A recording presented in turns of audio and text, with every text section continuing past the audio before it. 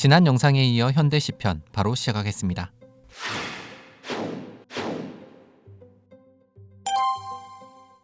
한국 고유의 자동차를 만들고 또 산업을 발전시켜라 라는 특명을 받고 1년 만에 미국 포드와 합작해 코티나를 만들더니 1974년에는 한국 최초의 독자 생산 모델 포니를 만들어 주영은 물론 세상을 놀라게 한 사람이 있습니다. 바로 주영의 셋째 동생 세영이었습니다. 세영은 범현대가를 일으킨 주영에게 언제나 든든한 사업 파트너이자 동반자였습니다. 고령고 복구 사업으로 현대가 다 무너져 내려갈 때 집을 팔아 빚을 갚았던 것도 세영이었고, 무엇보다 포니의 개발은 우리나라 자동차 산업 발전의 주역으로 꼽히고 있습니다. 그 공로를 인정받아 세영은 포니정이라 불리며 현대자동차의 실세로 자리매김하게 됩니다.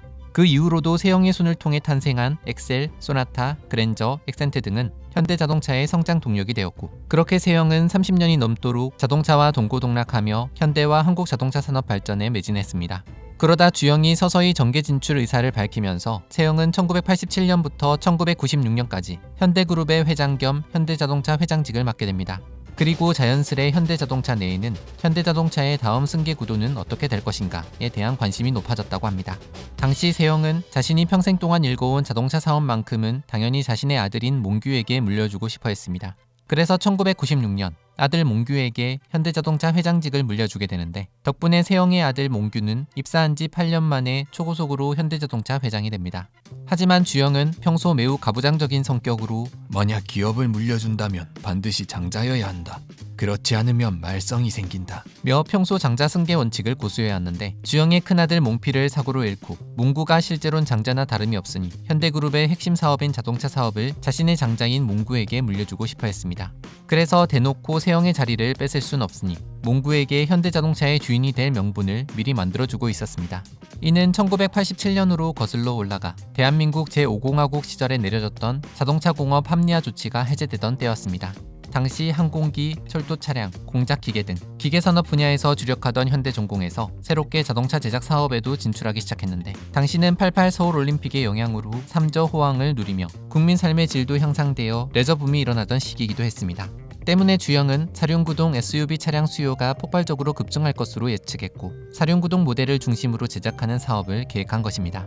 마침 같은 계열사인 현대자동차에서는 사륜구동 모델 제작 사업에 뛰어들 계획이 없었기 때문에 주영은 이 틈을 타 현대重工이 사륜구동 모델을 제작하는 것에 지원을 아끼지 않았다고 합니다. 그리고 이 사업의 총대는 모두 몽구가 지도록 했습니다.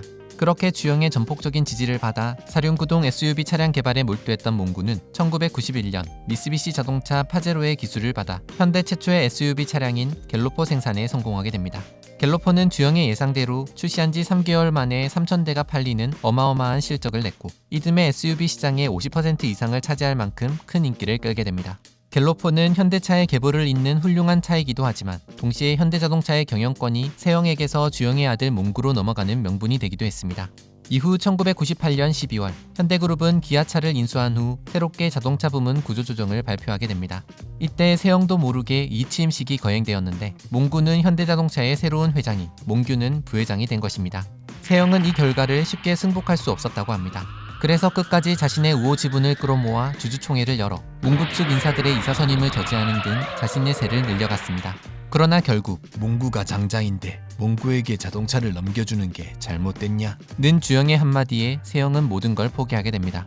그리고 1999년 3월 5일 기자회견을 통해 정몽구 회장의 현대산업개발 지분과 정세영 정몽규 부자의 현대차 지분을 맞바꾸기로 했다고 발표하며 포니정 세영과 그의 아들 몽규는 현대자동차를 떠났습니다.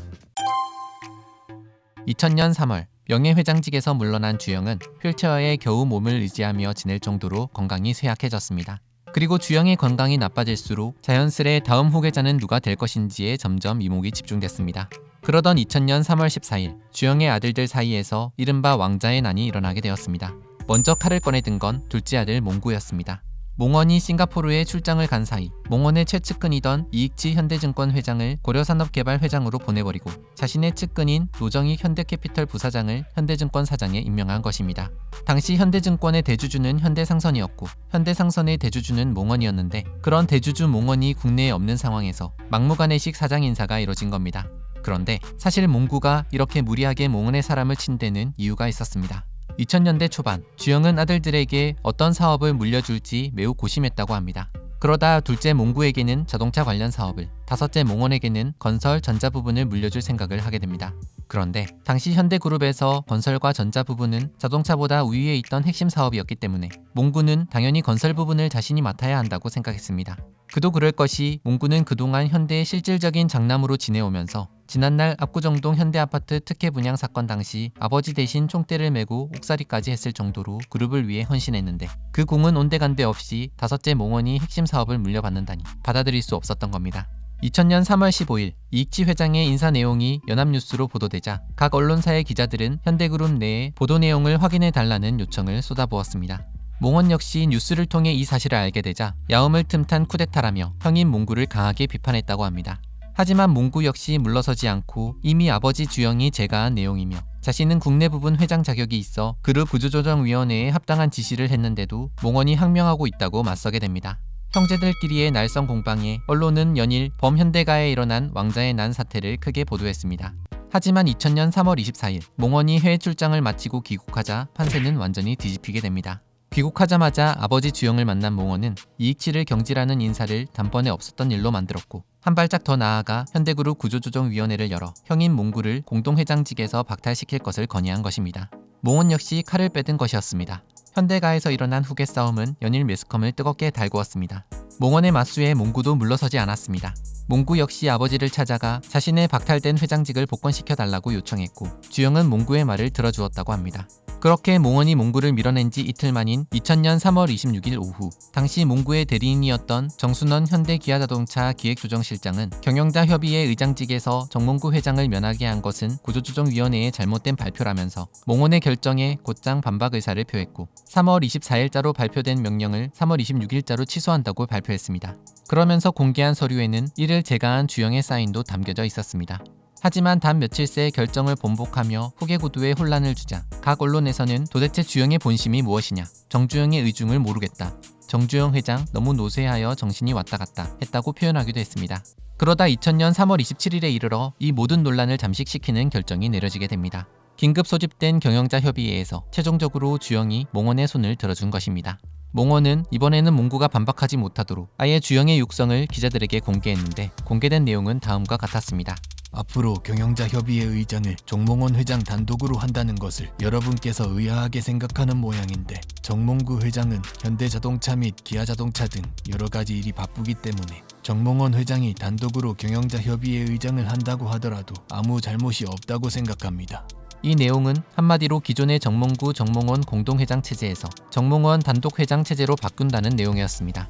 이로써 현대그룹의 후계자는 다섯째 아들 몽원이 됩니다. 1998년부터 현대그룹 최고 의사결정기구인 경영자협의회 공동의장을 맡아왔던 몽구는 이번만큼은 판세를 뒤집지 못하고 결국 정몽원 회장과 각사가 협조해 좋은 성과를 거두기 바란다 라는 말을 남기고 경영자협의회 자리를 떠났다고 합니다. 그런데 몽구와 몽원의 왕자의 난을 두고 주영이 왜 장자의 역할을 해왔던 몽구가 아닌 다섯째 아들 몽원의 손을 들어줬는지 의구심을 가지는 사람도 있었습니다.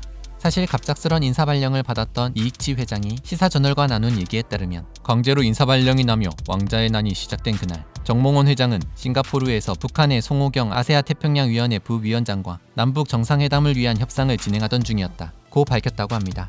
북한은 이때 현대건설에 7개 사업권을 주기로 몽원과 합의를 했고 그 대가로 현대그룹이 4억 달러를 정부가 1억 달러를 지불하기로 하면서 남북 정상회담을 성공적으로 마무리 짓던 때였다고 덧붙였는데 이익치는 몽원의 공으로 남북 정상회담 날짜가 확정되자 주영이 이때 이미 후계 구도를 결정한 것 같았다고 했습니다.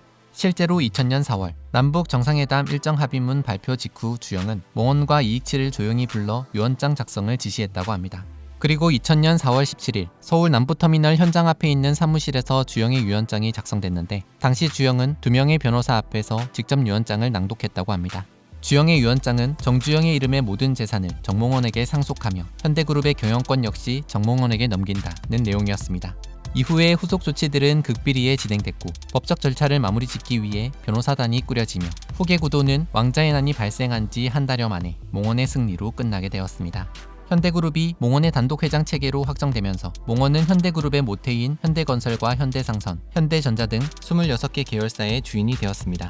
하지만 몽구, 몽원 두 형제의 싸움은 한 번으로 끝나지 않았습니다.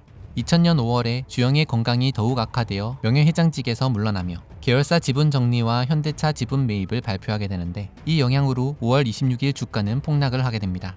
결국 정부와 채권은행단은 승계구도 싸움 때문에 벌어진 이 같은 사단에 책임을 현대그룹에 묻게 되고 주영 역시 평생 자신이 일궈낸 현대가 무너져 내려가는 것과 또 서로 피 튀기는 싸움을 계속하는 아들들을 보다 못해 정주영, 정몽구, 정몽원 모두 물러나 투명하게 전문 경영인을 두고 현대를 이어가자는 파격적인 3자 동반태진 경영 개선 계획을 발표하게 됩니다. 하지만 2001년 봄, 주영은 끝내 아들들의 갈등을 해결하지 못한 채 폐렴으로 인한 급성호흡 부전증으로 84세의 나이에 생을 마감하게 됩니다. 주영의 사망으로 몽원이 완전한 현대그룹의 단독 주인이 되면서 2000년 9월 몽구는 현대자동차, 기아자동차, 현대전공, 현대캐피탈 등을 이끌고 현대그룹으로부터 독립했습니다. 그리고 이 시기 6남이던 몽주는 현대중공업을, 7남이던 몽유는 현대해상을, 8남이던 몽일은 현대미래로 그룹을 독립해 나가면서 현대그룹은 9개의 소그룹으로 뿔뿔이 흩어지게 됩니다.